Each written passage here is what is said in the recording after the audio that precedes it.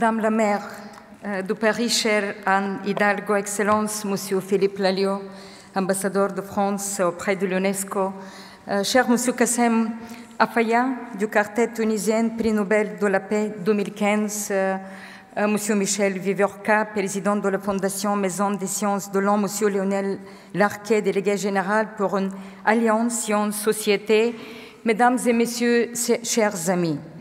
Mes premiers mots sont pour remercier vous, chère Anne, pour nous avoir accueillis ici, dans cette belle maison de Paris.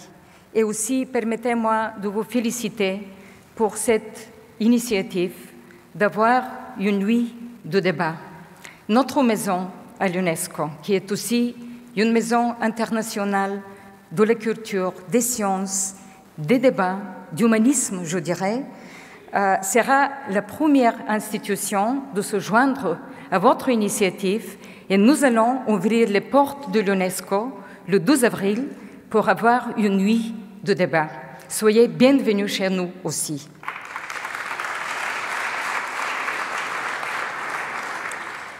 Permettez-moi aussi de remercier Michel Viviorca et Lionel Larquet pour avoir pris cette initiative de cette chère UNESCO, dont l'inauguration soulève une émotion particulière, un an après les attentats contre Charlie Hebdo et l'hypercacher et un an après l'assassinat de Bernard Maris.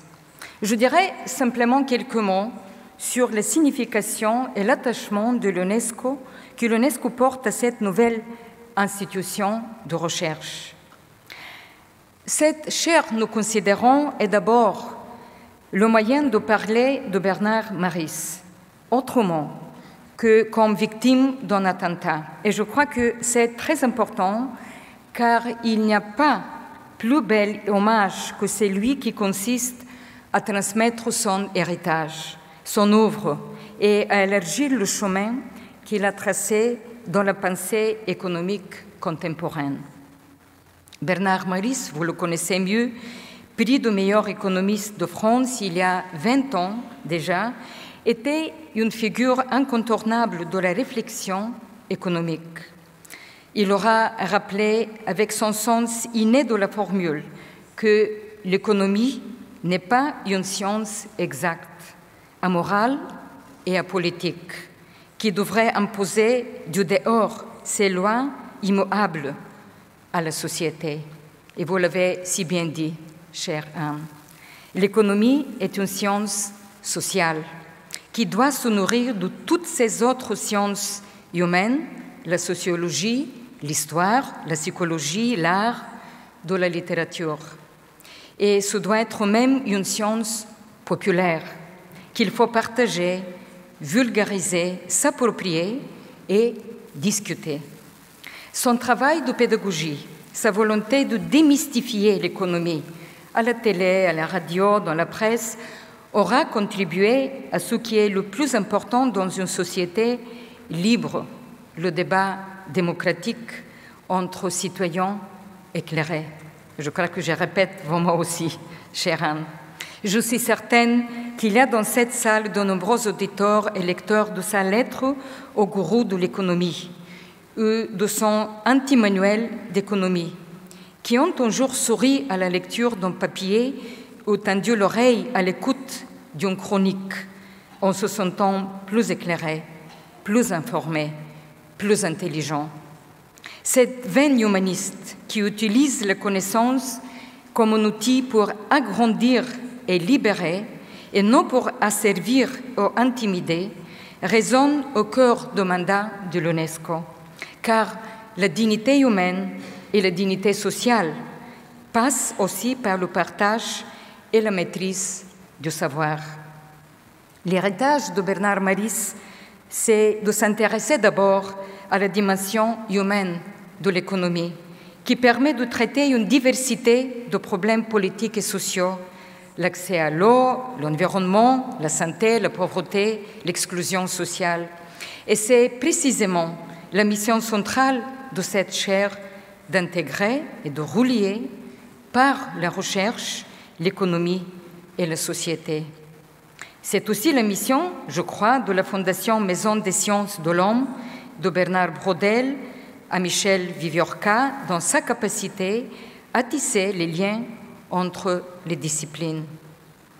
L'actualité, mesdames et messieurs, de l'année 2015 a montré à quel point ce travail de Bernard Maris est très précurseur.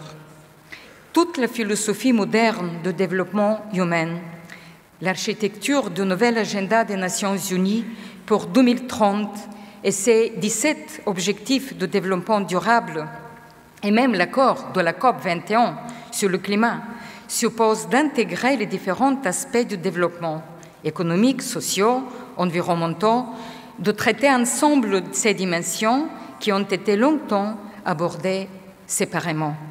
Cette capacité à faire du lien entre les idées et les gens, à construire du collectif, était le moteur de Bernard Maris.